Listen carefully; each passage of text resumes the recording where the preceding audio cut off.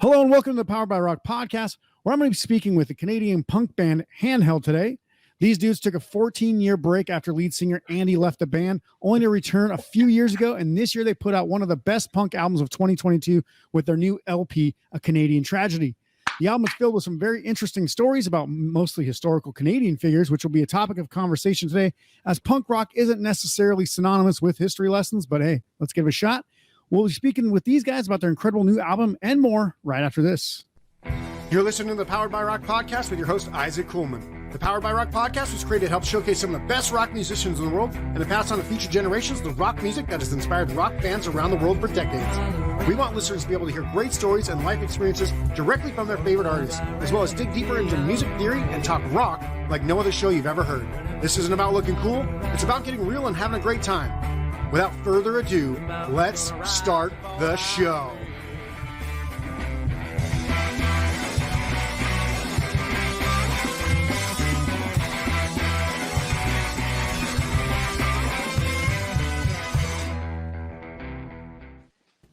Hey, everybody. Welcome to the Powered by Rock podcast. Today's a pretty rad day because I get to speak with the punk band Handheld about their music and their band's history, which is one filled with some cool achievements, but also some adversity, much like most bands. As always, the road to greatness is rarely a smooth one. Hey, guys, welcome to the show.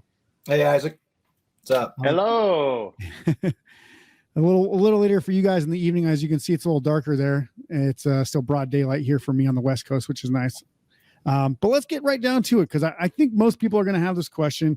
First of all, why did you guys break up? Andy, why were you leaving? Did you just say, I hate these fucking guys, I'm out, or what? And then what was kind of the catalyst and the conversation for when you were actually coming back a few years ago?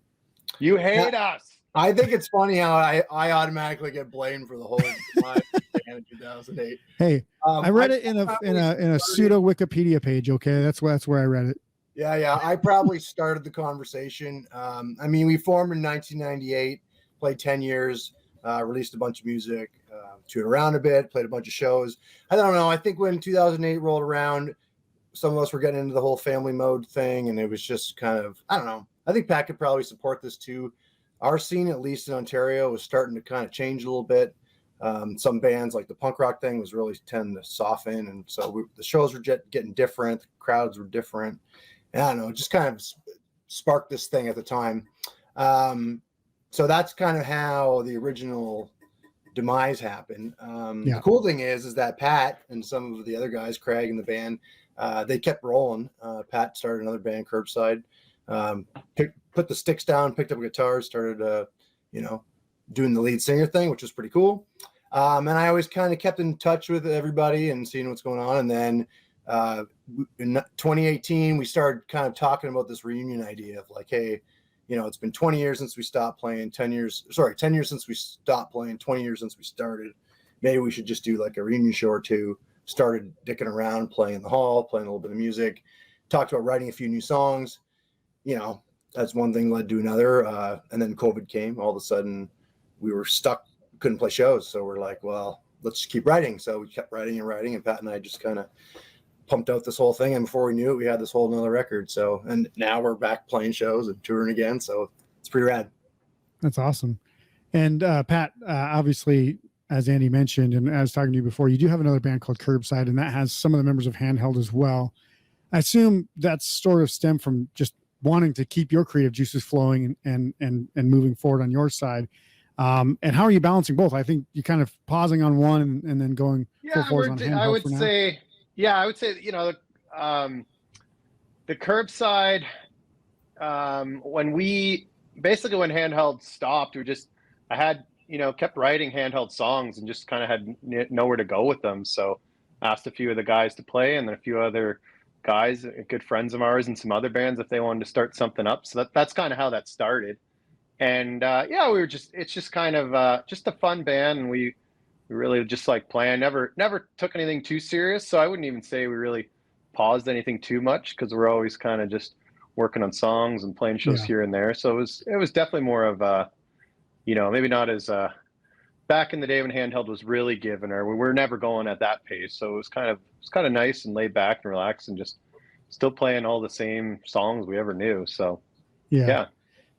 Yeah, I can say from experience, obviously, as you get older, you get a job. You don't tend to do so much touring. You can play a couple local shows. Right. You can play, you know, Yeah. through friends' barbecues or something, but that's about it. Yeah, you're not hammering out to bust out those Monday, Tuesday nights. Yeah. Yeah, you're not going over to Pennsylvania for like 3 people and then being like, all right, let's go to New Jersey for another 10. Yeah, sweet. Yeah. All right, so let's kind of get down to the meat and potatoes of the conversation, which is to talk about the new album, Canadian Tragedy. Obviously, you know, this is it's a bit of a change. It's like not exactly what you guys are used to, and it's not exactly what you guys have done before, but it's an incredible piece of work, and it's what I would basically consider a concept album, even if it didn't start out that way. But, you know, it's a bit of out of left field from your past albums. Did you guys have the idea of sort of a concept album before you went into this? Or did you guys just start writing songs and then started formulating something as it went? I'll take this one. So no, not at all. Like when we decided to regroup and start playing shows again or at least do like this reunion thing, I had a few songs in the basket from back in the day that I never really took anywhere. So when we started kind of writing, I had one song that had to do with Tom Thompson, who was a Canadian artist who just disappeared. And it was kind of this whole like murder mystery-esque style. Yeah. Perfect for the murder era that we're in right now. Yeah, exactly. Like the whole murder porn mystery era that we're in right now, that women all love those podcasts. Yeah. Well, there you go. Right. So I had this one song and I don't know, I liked the way it kind of went together. From a writing perspective, it was just something more storytelling kind of writing than it is like something about me or something about, you know, Pat or whatever. Like it wasn't really something specifically about us. And so I kind of rolled with that idea a little bit, and I found a couple other similar kind of stories, and I just kind of liked the writing. It was kind of like historic. You're reading about it and all that kind of stuff. And the guys were kind of really getting on me, saying like, "Oh, great, another Canadian dead guy or whatever." And I was like, maybe we should he was like do a concept. He was 4 songs into writing about dead Canadians. We're like, what is going on here? Yeah, it was not intentional, a concept album. That would be the key. No, but then all of a sudden we were just chatting about it, and we're like, maybe we should actually focus it on that. And so and then of course we started talking about, you know, other types of tragedies, like not necessarily people that have died and disappeared, but like, you know, stuff that's happening politically in our climate, or like famous actors or whatever, just like anything kind of had to do that Canadiana. And I don't think that's really been done from a punk rock perspective. Like I think there's other Canadian bands that have done like that Canadiana thing. But I don't know. It was just something that kind of worked for us. And we just kept rolling with it. So yeah, I think it's done really well because, I think, like I said, you know, punk rock and history don't really necessarily go together. I mean, it might be political, but it's not usually, you know, storytelling about why. You know, you'll hear like maybe like a Rage Against the Machine song that talks about like, you know, Mexican labor in the United States or something like that. And you're like, oh, I get that. But you don't really hear too many punk bands talking about something similar, or even, you know, just history at all. So me being a history major from college, like it's very interesting to find out more and more about this stuff. So, and that's one of the reasons why I started this podcast, was I wanted to have kind of a history of music on a podcast. So it's kind of a double history thing there, being a musician myself. But I think that a couple of people that most Canadians and a lot of Americans would know as well, not necessarily everybody across the world, but most Canadians, well, for sure, most Canadians and almost a lot of United States people, Americans would know Tim Horton, obviously the ex-hockey legend and Donut King, and then John Candy, the famous actor, who I looked up when he died. It was like 1994 or 1992 or something. Yeah, it is crazy how long ago that is, isn't it? Yeah. I was like, I felt like he was alive in the 2000s, but no, I was like early 90s. I was like, wow, that's crazy. You know, both of these guys are pretty much demigods in Canada. I sort of equate John Candy to like, you know, Chris Farley, John Belushi, and a very much alive Bill Murray, which is like just people who are bigger than life, right? These guys, if you ever see them, you're like, oh my God, that's that guy. He's hilarious. You can just like die laughing just by looking at him, right? And then obviously Tim Horton, super famous hockey player. Both of them died roughly around the same age of 43 and 44. So what was it like to put songs together about these guys? Because they're just, you know, all from like, you know, they're big people, right? Did you kind of look at it as like, you know, as a fanboy, or are you looking at it as like, you know, these guys are human and I'm going to try to humanize them when you're actually writing lyrics? Because that's kind of how it comes out, obviously. I think from a lyrical perspective, I was trying not to be so on the nose, you know, like we want to try to have layers in our lyric and in our writing, almost kind of like say this song's about something, but it's actually about something else, right? And maybe play it that way. Like Tim Hortons is obviously super Canadiana, right? We got one, like KW's where we're from has more Tim Hortons than like per capita than I think most of the country. But I don't think a lot of people maybe necessarily know that he was a hockey player or like really know how big a guy he was and how he was. I would totally agree. But I would say if you ask the consensus of Canada, most people know Tim Hortons from the donut franchise. They don't know the hockey player. Right. So it's almost like a lot of people are surprised, like, oh, right, him. Yeah.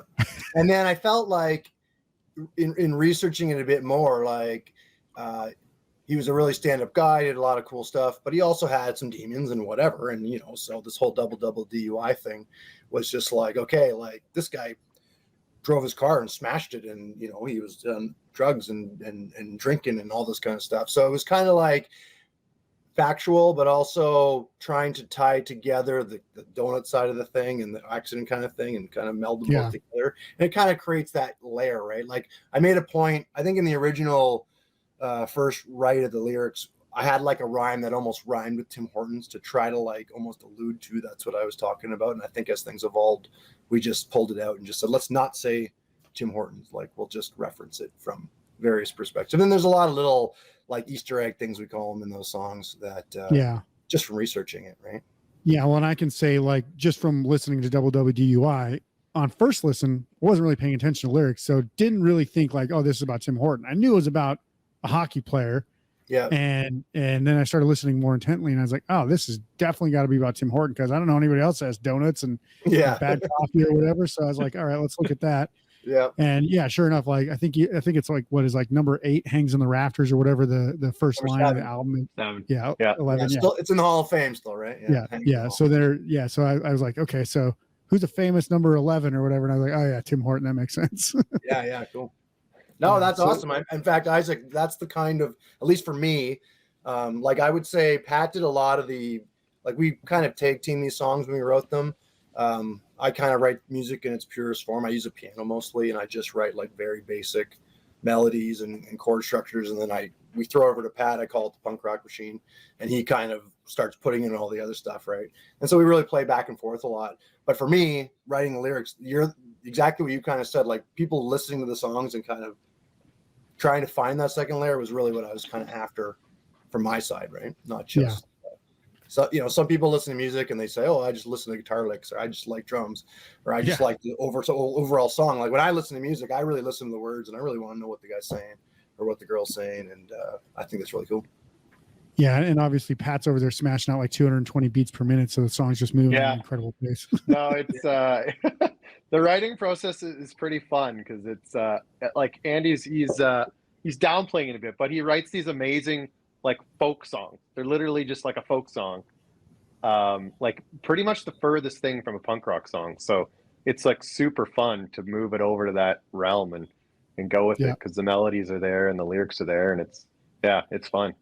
Mm-hmm. Yeah, and I've said this before on a couple of previous episodes, but I actually teamed up with a songwriter who is more of a folk rock artist, and some funny songs. So like one of them was about going down on a chick and wanting to like take her out for Thai food to discuss the possibilities of that happening and stuff. And so he's like singing this like kind of like Flight of the Conchords or something like that, maybe even like Tenacious D style. But then I'm sitting there like, I'm going to play drums. I was always guitarist and singer, but I was like, I'm going to play drums to this because I feel like this could be way more punk, way more rocking. So I'd get in there, throw in a bunch of punk beats and stuff like that. And it turned out, being way more rocking version. And he was like, holy shit, this sounds like real music now. And it's just completely, I think it's just changes the complexity of a song when you have that kind of dynamic between, like lyricist or, guitar player or whatever, and drummer, because that can change the dimension of everything. And I think Pat, it kind of goes towards the production of the side of this, because I know you did a lot with the production side as well. So can you talk about that and how you got, basically took these things and kind of pushed them in that direction. Yeah, I will say it was probably one of the most fun writing process I've ever had, because what I felt like was, I've been writing, I felt like, punk songs for 20 plus years. And then I was writing a lot in Curbside, but it was, I was writing everything from, the guitar to the melody to the lyrics, where I felt in this process, I was like, Andy was coming up with these great lyrics and these great melodies and just sort of like spoon feeding me. He's like, well, here you go. So to me, it was like the hardest part was already done. And I just really just got to do the fun stuff and just like, okay, how can I, play around with the arrangement? How can I make this heavy? What kind of riffs can actually fit over this melody? Because the melody's already there. So yeah, it was sort of super fun building up from literally just, bare bones of the core structure of a song of just, the chords and the melody. So yeah, it was super fun to sort of see how far I could take it, to just basically try to ruin his song is what I would try to do every time. And, well, don't worry, one day Andy's going to release a fireside version of all the songs where he just plays it on piano or something. Yeah. Well, what's funny, so a couple points there. A couple, like Rick, especially in our band, our bassist, he really digs acoustic stuff. And so sometimes I would just record it in its basic form like that, like just acoustics, no breaks, nothing. It would just, the song would start, do the whole thing, and it would end. And Rick would be like, this should be an acoustic song on the record. Like, let's not expand on this. It sounds good just as it is. And Pat and I were like, fuck that. We're going to see how far we can go and take it. The other interesting thing about this, actually, and you kind of touched on it earlier, Isaac, was about, how we used to write songs and how we write songs now. And this process is very different, at least for me as a songwriter, than what it was like in the older Handheld days. We were very much focused on music first and lyrics and melody second. And I felt like in the 90s. Yeah, sure. I mean, it's like, whatever, we're just going for whatever at the time. Like, you would rip out a song and one day at a band hall and been like, okay, this is going on the record. But oftentimes you're forcing melodies into music as opposed to writing melodies and then writing music around it. And so I felt this process seemed to work a bit better.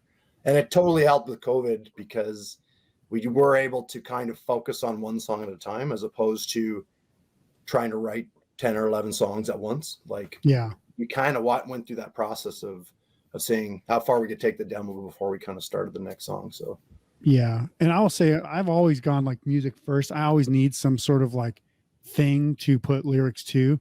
But I remember the first time I ever heard of somebody doing a lyric first approach to writing, it was actually Daniel Johns from Silverchair back in the 90s on their second album. Oh, yeah.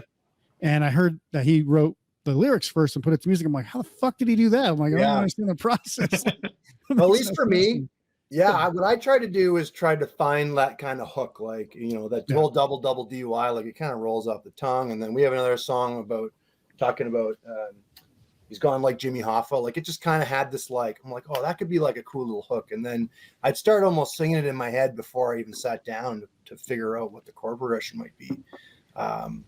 And then once I kind of got to that point, I would really just get through the whole melody, and then we would go to Pat with it. And of course, I don't want to say, like, obviously Rick, our bassist, is amazing. Craig and Joel, both obviously with the digital era. That's the other thing that's totally changed for us since our early 2000 days. Like, now we can send tracks back and forth like nothing. Like, I recorded half of the demo is sitting in my truck on a cell phone, just like an app, just to kind of like figure stuff out instead of getting into a studio and doing it for real. So and that's a great thing, because then everybody can also practice the songs without having to be in the same place at the same time as well. So not only do you get like more instantaneous, it's not instantaneous, but it's quicker than, hey, let's set up some studio time, let's get in there, let's all practice or whatever.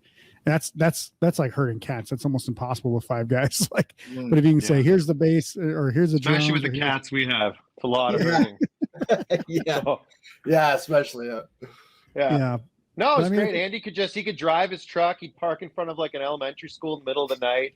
He'd weird all these people out. He'd be screaming inside of his truck to nobody, but really he's recording an album. Like, really strange. Yeah, we joked about that a lot at some point, that the cops are going to show up and be like, why are you in this parking lot every night? And it's like, I don't have my meds. Like, sorry, guys. Who are you it's like the screaming school at? my daughter goes to, it's just like, good times. That's really funny.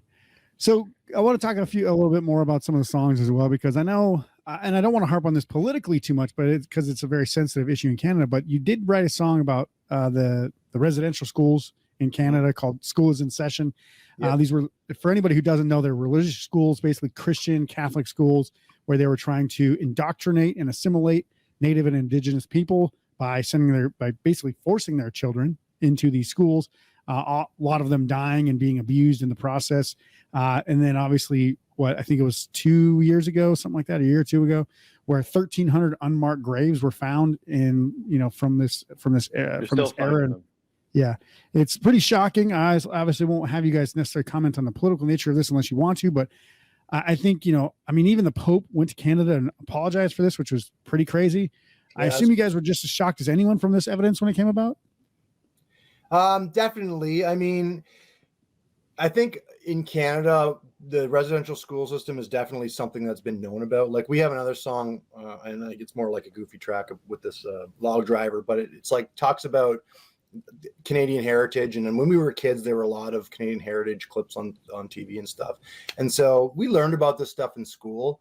I don't think it ever got to the point, that we figured there'd be these unmarked graves and things like that. Like, that is just horrendous. But it is definitely a touchy subject. I mean, the matter of Canadian tragedy, like, we really talked about wanting to do it. And in fact, as far as the whole thing goes, Pat and I had a couple specific people in mind. Like, we did Tim Hortons, and we started trying to write about certain specific people. And then, we just took a step back and said, maybe we should just talk about this thing from a much broader scale. So we touch on a lot of those different injustices in the song.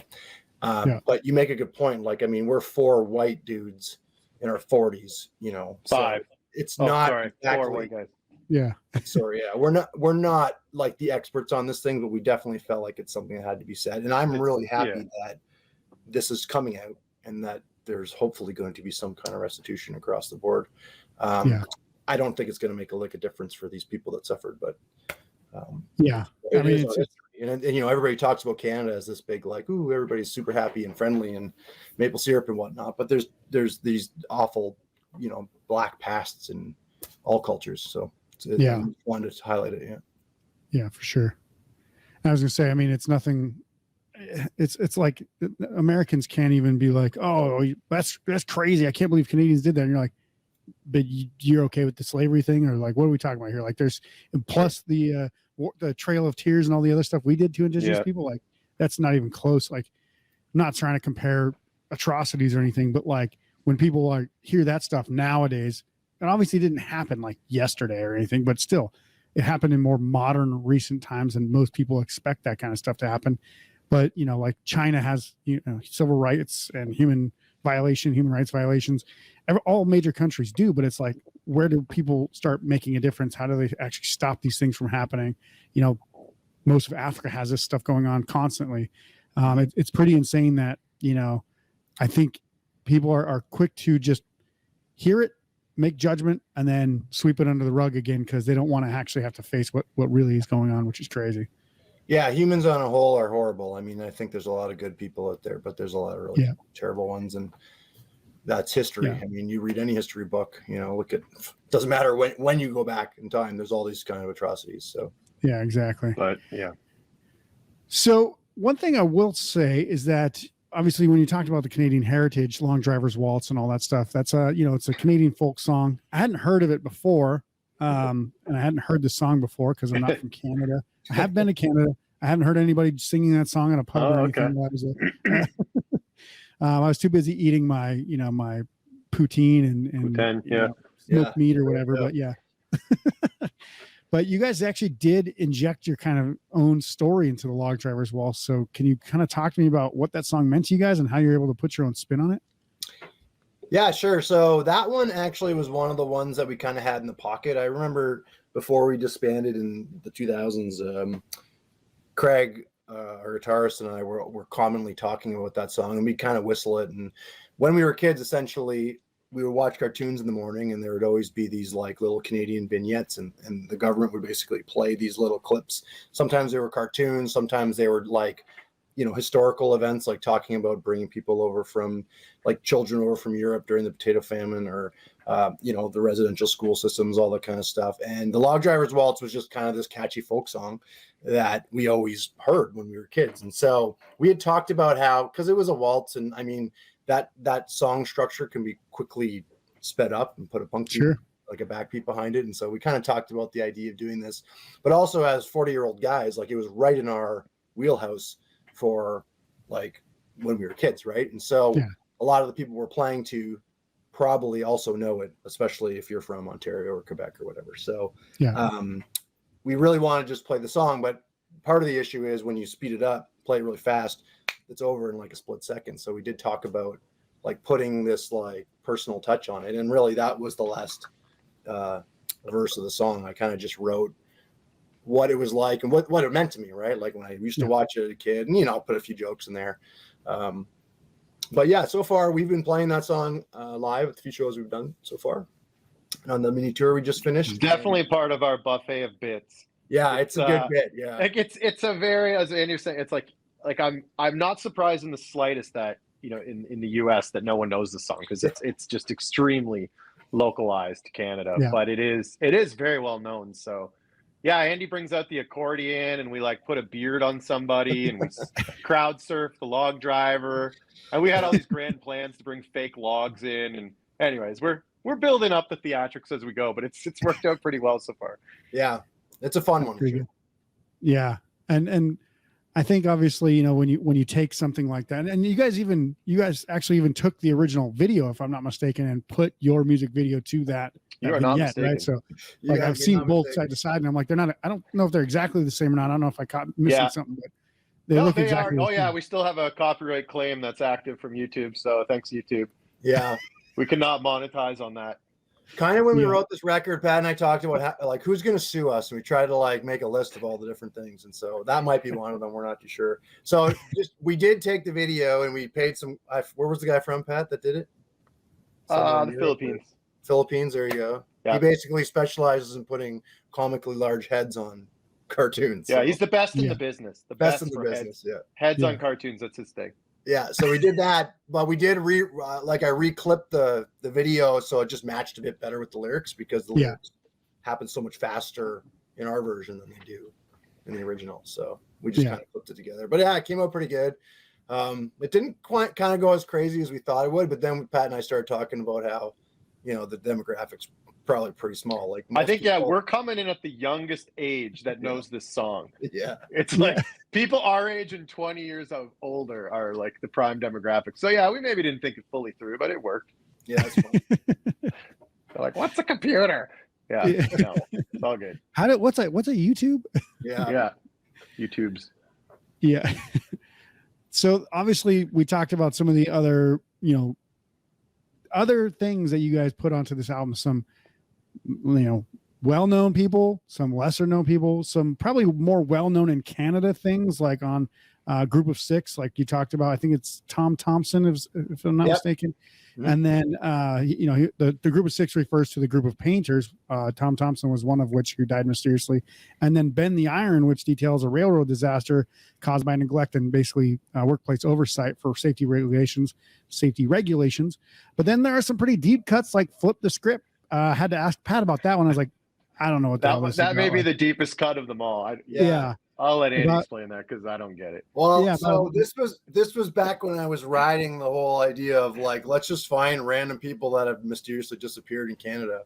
And I just stumbled upon this article about this guy from Niagara Falls who, sometime, I think it was in like the late 40s, early 50s, was just kind of caught up with this Canadian mafia thing, and he just disappeared.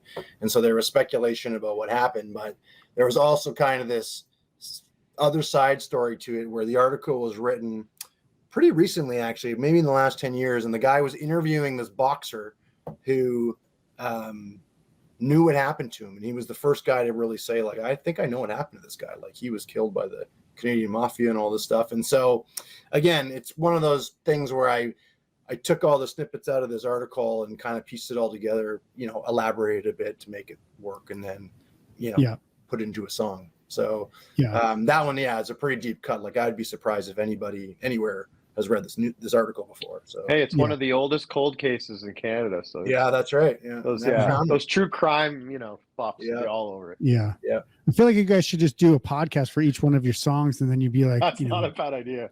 Well, we did. You Yeah, can we spend a talked couple about, hours on each one. yeah. What did? Well, there's always you can do these like commentary albums now, right? We talked about maybe doing that, but well, we'll see. yeah. Get people hearing it first. That's the main thing. So One thing I will say is that a lot of Americans probably don't know this, but there still is supposedly a very active mafia presence in Montreal in the port system there, and how they used to smuggle drugs and all that stuff. And basically they controlled the shipping ports along, I think, what is it? The St. Lawrence River. Yeah. Yeah. So, I mean, it's not far fetched for, even people to go disappearing today if they wanted to. I mean, Sure. these are powerful people that aren't going to give up their throne. Yeah, you bet. And actually, well, I mean, the whole like the St. Lawrence River is a pretty big river, and even Niagara Falls, like people go over that falls all the time, and it's not Yeah. publicized. I mean, they find bodies and stuff. Anyway, speaking of mafia, one of the ones that didn't make a cut, Pat and I started talking about this idea of this big maple syrup heist that happened up here in Quebec, and this is like legit. Like I think Netflix is actually doing a series on it, or like a documentary or something like that. And that's why we actually didn't bother doing the song, because we figured, well, someone beat us to the punch, right? But there was actually, and apparently mafia ties of guys that were stockpiling maple syrup and like selling it. They were holding on to it to like increase the price for profit. So Yeah. that's how Canadian is that, right? Like that's our, It's like that's you're our paying $12 a bottle. up here, right? Yeah. Cheese curds and maple syrup. Yeah. And then obviously another one that I asked Pat about, which is a little bit lesser known, definitely not known to me, was somewhere over Kentucky about the death of Stan Rogers, who basically, as Pat told me, he kind of mentioned like dying in a vessel, like a ship or something like that. And then he actually did die in an airplane, right? So the kind of what got me to this one lyrically was I was up in an area in not northern Ontario. It's on Georgian Bay, basically, which is Lake Huron area. There's an old ship that's like scuttled in the mouth of this river called the Nancy, right? And I was like, oh, that's kind of cool. And I thought maybe I could do some research on this thing. And then when I started reading about the Nancy, it took me to a Stan Rogers song that he wrote about the Nancy. And then I started like, oh, Stan Rogers, I've heard of him. He's a folk guy. And when I started researching Stan Rogers, then I found out that he died on an airplane, on an Air Canada flight. And he actually helped change the way aviation rules are regulated in Canada because of this disaster that happened. But he was simply just flying back, and a big fire started. I shouldn't say a big fire. So a fire started somewhere in the plane, but it was more like electrical or whatever. Yeah. There wasn't enough oxygen in the plane, so when they landed the plane and opened the doors, this big flush of oxygen came in and basically Burned everybody. Yeah. So I was like, holy crap. But the parallel in that song was I started it by looking at this boat that burned and sank, and it ended at an airplane that landed and burnt. So it's like, it's all kind of related, right? So yeah, just kind of turned into a song. And again, Stan Rogers, he's a Canadian legend. Legend. Again, for people our age and above. Yeah. Above, he is like God of Canadian folk. It's do you know Stan Rogers? Like, is that I know Kenny Rogers. I don't know Stan Rogers. Yeah. Oh, He's good too. Have you ever listened to anything from him yet? No, I haven't. Okay, we are going to send you some links. It's I'll send you some. So the interesting thing about him is he has a very big East Coast style of singing. There's kind of like this thing going on the internet now with everybody singing these sea shanties that are very low. And Stan Rogers, that was kind of his thing, very a cappella. That was his thing. Yeah. But he is legit. I got a letter in the mail the other day, randomly, and it had a Stan Rogers stamp on it. So in Canada, we have so he's legit. So yeah, pretty tragic. I mean, he was pretty young. He doesn't look it. If you look up a picture of him, he was pretty young when he died too. Yeah. Well, back then, 30 was 50. Right. It was how these guys look older than me, and I'm 20 years older than them. Yeah, exactly. One thing I do want to kind of bring up, we talked about it before, but obviously, Pat, you were kind of producing and engineering a lot of this stuff from what I've seen and from what I've read. But yep. I'm curious as to how the fuck do you make it sound so good? Because I think you maybe should be doing some more production for other people. Well, see, it's funny because like a good amount of Handheld stuff we've been sort of demoing for years and years, and I probably the first one I really started with was our self-titled record. That was from 2008. So I did most of the production with that one, and that was a learning process for sure. But we had done sort of demos for that album and for labels like years before that. So yeah, I've been working with our songs for a while, and then when Handheld disbanded, and we did a bunch of us did the Curbside thing. I did both of those, so that was probably like the biggest. I learned a lot doing like full lengths from the start to finish, of sort of like how to do the workflow and all that kind of stuff. And then so then I kind of just took off from there. When we were sort of demoing for this record, I was kind of talking to Andy. I'm like, why don't we just do this thing? Like, I bet we could just do it. So I basically, just did the production for the whole thing, took it as far as I could. And then for the final mix and master, we reached out to John Harkis. He's out of Scotland, and like really specializes in sort of like punk and metal mixing and mastering. And really, I got to give all the credit to the final sounds to him, because he really took it to that next level. Like, I even remember having arguments with the guys, like when we were done with my production, like Andy, you can admit, like a bunch of the guys were like, this is good enough. This is good. Yeah. Press it. Let's go. Yeah. Like they were happy with where I had it, but there's something about, a really trained ear for mixing that is, I don't know, you either have it or you don't. And I can admit that I don't have it for mixing. It is such a trained ear and such a talent. So having this John Harkis do that just really took it to the next level. Because, like, to be honest, we took it almost as far as I could take it, like to the point where we were ready to press out with it. And then we sort of gave it over to him, and then he really took it across the finish line. So I think it was really those two things. It was pretty fun. Yeah. Yeah. And I was going to mention him because obviously I saw that, he's the one that mixed and mastered it. And, I've produced my own albums before, and, I've done the mixing and mastering, and it sounds okay, but it doesn't sound like that. Right. So like when I go to master stuff, all I do is go like this to the volume. Right. It's the mastering process. Well, I think the other thing that's important to remember here is just our history. Like most of our records, up until 2008, like we only really ever had, I would say, Pat, one good solid recording where we went into like a semi-professional studio and just banged out like an EP 3-song kind of deal. And we were like, wow, I can't believe how good this can sound. But a lot of our records previous to that, I mean, we did what we could. We had a buddy that had a basement studio, and we would go in there and we'd be like, okay, no click, no real tech. It's like, okay, here are the songs, play them live off the floor. We would just kind of do them and, put the vocals on after. And that's one thing. I was going to ask, why did the old one sound like such shit? But, that's why. That is why. Yeah. But no, I will say, like with COVID and this, like it's a little bit like you go into almost insanity. And I think any like home, producer, recording, mixing engineer will go in. Like I would go through like every BPM into every chord and just focus on the minutia of everything to get it. Because you can't, like, to me, I was like, well, I can. This is free. We're not spending by the hour at a studio, so why not get this right and get every little take exactly perfect? So we've never done that with a record before. For us, it was just like Andy was saying, just like hit record and go, and that was it. Yeah. So with this one, really labored over everything. Like we got insane with the amount of backups we did and overdubs, and it was a blast. It was super fun. Yeah. It is one thing to be able to do that and, mess with your own process and your own music and experiment a little bit, right? Because it doesn't cost you anything. It just does it sound good or not. Yeah. Very cool.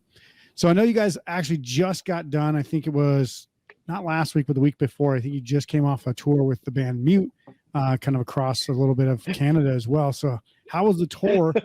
And it was really good. Yeah, it was unfortunately, Mute had to bail out the last second. They had some problems with their van. Was it really? Etienne, get that Yes. steering fluid replaced. JP, That's pump right. up those tires, kick that rust out. But anyways, it was good. We actually had a blast. So luckily we were out with Debt Cemetary as well. Some really That's good right. buddies of ours. Amazing band. Every single one of those guys is super talented, and they put on an amazing live show. So we headed out with Debt Cemetery, and yeah, we did a bunch of dates across Ontario, and it was a blast. We had some really good shows. And for us, it has been like, I don't know, 16 years since we were all in a van touring around together. So it had been a while, and it honestly felt like no time had passed. Yeah. I would say the one real difference with this band than any other people I played with or people I talked to is that there's not any like musicians for hire. Like most of these guys they're literally like our buddies from elementary school. Like it wasn't like, oh, hey, we need this guitar. It's just like, well, he's on the same street and he's my friend. So the dynamic is a lot different than a lot of bands will just do, music for hire. So it's a blast. It's just like going on the road with your best friends. So it was a good time. And I mentioned that kind of the similar upbringing because I grew up in North Dakota, which it's essentially South Canada for most purposes. Played punk in a punk band there. Basically had to teach my friends how to play punk music because they were like, well, one of them knew how to play piano and trumpet, but his grandpa played drums, so he had a drum set. So I was like, well, I kind of know how to play drums, but if you can play it, like I can throw down some drum beats, you follow this to this, and just make it better. And then I had to teach our other friend how to play bass from scratch just so we could have a band. So were you the drummer then? No, I was the lead singer and guitar player. I only started I started playing drums after he left his drums at my house. Oh yeah, classic. Yeah. Wherever the drums end up, that's where the fun is. So I basically we had the rehearsal area in my house, so I would just play everything, get it ready for them, and be like, "Here's what I got. You take that and kind of make that better." But yeah, they were guys I grew up with from middle school, so I knew that we were never going to make it that far because we weren't that talented. So Hey, don't let that stop you. Yeah. Well, that is true though. Like Pat, Craig, and I lived in the same street, and Rick he went to school with us, and now our new guy Joel, he plays in a bunch of other bands too. Frank Dukes, Call Out. What's the other one? Poltergeist, right? Yeah. Is he in another one, or is that it? That's the good one. Yeah. Anyway, Joel was like a Handheld super fan. Like when we regrouped, we definitely talked. So in 2008, when we stopped playing our last record, we only had one guitarist, and that was Craig and then Rick. So we kind of definitely felt like we had, I don't know, a better time with two guitars, right? Like just a bit more versatility and whatever. And so we kind of wanted to regroup and bring that that second guitar back in. And so we talked about who could possibly do that. And Joel was just like a shoe-in because we were like, well, he knows all our songs. He's been watching us since we were, when we were playing around here years ago. And so it didn't take much convincing. We just said, hey, do you want to come play? Well, what is funny is we said, hey, you want to play a reunion show with us? And he was like, absolutely. He's like, I can learn, 10 songs or 15 songs or whatever and play a couple shows. And then as COVID came and we're like, well, Joel, we're writing all these new songs. I guess you're in the band now. And he's been great. That's awesome. He's been I think that's pretty much all I got. Have I missed anything that you guys, else that you guys have going on or that you're looking forward to in the next few months? Yeah, it's just been, I would just say the response to this record has been amazing, way better than we ever thought. It's one of those, it's hard to tell too, like that, back really before the last, 5 years of anybody, independent bands, it's really hard to tell, the reach of your music, unless you're playing shows, and we're not playing shows globally other than, festivals here and there. So it's been a huge surprise to see all the people that, had listened to us in the late 90s, in the early 2000s, that have been like, hey, I'm so excited your stuff's back out, and they're really into this record. So it's been an amazing response. So it's been super fun for that, and we're just like really looking forward to now basically touring out this record and playing it, because I think as got a consensus that, you know, all 5 of us love all the songs on this thing, so we just want to play it. And So you're all putting got your a bunch jobs of and going on the road. yeah, Yeah, exactly. Yeah, That's right. that'll go over real well. But yes, Well, we're doing what we can. We're trying to play, you know, at least in clumps.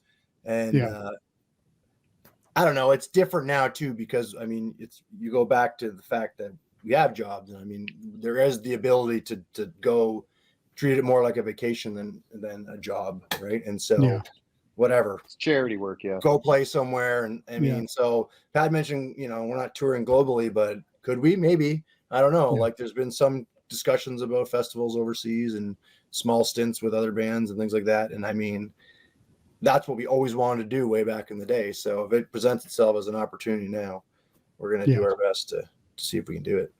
Yeah. Well, who knows? Maybe you guys can come down to Punk Rock Bowling and play in Vegas here. There you go. Absolutely. That's on the list. Just need an in. You got it. Yeah. I'll see what I can do. I don't know anybody there, but I'll see. Okay. Perfect. I got about 6 Canadian bands that are better than most of the bands around here right now. So. Oh, no way. Well, there you go. Yeah.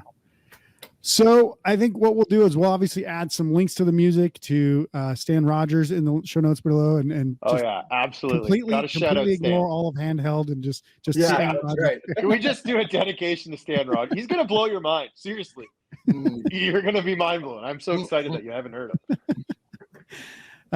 But you know, the for anybody who hasn't listened to a Canadian Tragedy or hadn't heard any of the previous albums, all that music, everything, all the links to all you guys' stuff is going to be below. I believe you guys have just had some of your do you have your own beer now, or is it just because you're drinking no beer? It's just a shout out to our sponsors. Nice, very cool. Yeah, we are in talks with somebody about making a beer. Nice, but we don't have a beer yet. No. Yeah, and I think you guys' vinyl is just kind of shipped recently, right? So I think people are starting to actually get their vinyls. Are you guys do you still have some available? Still got vinyl. I hear we're getting short on the gold ones, but we've got gold, we've got red, and we did press some CDs, mainly for our diehard collectors that want the whole discography, so we can complete the CD discography. Yeah, gotcha. Records are selling. And we have one tape cassette. Yeah, the gold ones are running out, but the red ones are in stock, and you can pick them up. We have some at shows, obviously, but you can certainly get them online at Thousand Islands. Yeah. Very cool. There you go. Oh yeah, there's that's the whole stack. You're the one and other person. There's 2 people that have all those, and you're one of them. No, there's a couple. I don't know. Those Discog guys. I don't have any of them. They're hardcore. Yeah. No, I don't even have a complete. I'm missing one. Oh yeah, that's funny. Anyways. All right. So before we go today, I'm going to ask you one question. What new music would you recommend people check out other than A Canadian Tragedy by Handheld? Good question. Patrick, what do you think? Oh, you got to check out. I got to give a shout out to our boys, Debt Cemetary. Check that out. Check out Dave Capute's amazing band. Check out Debt Cemetary. Got to listen to them. Yeah, they are That's great. Debt Cemetery, like DEBT, not Dead Cemetery. Yeah, so it kind of sounds like and Dead Cemetery. Cemetery is spelled different because that's what they do. That's right. Yeah, it is. Andy, you don't have anything? You don't listen to any new music? Well, it's funny actually. We have talked about that quite a bit because when we stopped playing, I would say I kind of fell off the radar. Like I still listen to a lot of the. I don't know about you, Isaac, but I listen to all the stuff that I listened to back in like the 2000s. Still, you know. Yeah. But what's really cool is I now have this like 16-year like cloud that I'm now going into and finding. I'm like, oh wow, I can't believe I've never heard this record or this and that. Like, you know, been listening to a lot of Propaganda lately. Nice. Yeah, I don't know. There's I think it's really cool with the way the internet is now, right? Like with Spotify, one of the things that I've been doing lately is just kind of letting it go because the algorithms just start spitting out these bands. And you're a slave to the algorithm. You love it. Hey, well, we all are, Pat. You know it. Very cool. All right, guys. I want to thank you so much for being on the show today. Pat and Andy from Handheld. Go check out their music. Go check out the show notes below this for all the links. You know, the new album is awesome. Like I said, I think I don't remember what the rating was, but it was like 4.8 or 4.7, something quite high because I really, really did enjoy it. It's one of the best punk albums of the year. And then you can see it. Pat's holding it up there. It looks like a little, what is it, like the microfiche or microfilm? You got it. Yeah, it's a microfiche. Microfiche. Yeah. So I remember doing that shit in the library when I was a kid. Yeah. That was sweet. And I'll also put some links in there for Pat's other band, Curbside, which has some of the members of Handheld as well. So you can check out that music. And then, guys, remember, Powered by Rock podcast is powered by our listeners. If you want to show some support, please be sure to subscribe and share the podcast on social media. If you ever want to voice your opinion or ask a question, please head to our anchor.fm/powered by rock site to leave a message, and it may air on one of our future episodes. You can also make a donation to the podcast to help us keep making some awesome episodes with awesome guests like these two here. You can find that link in the notes as well. You can see the full video interview on YouTube and Spotify now as well. If you want to check out some of our articles, album reviews, lists, and interviews, go to poweredbyrock.com to read our absolutely free rocking blog. Also find our merch and gear so you can play and look like a rock legend. That's our show for today. Until we see you soon for the next episode, rock on.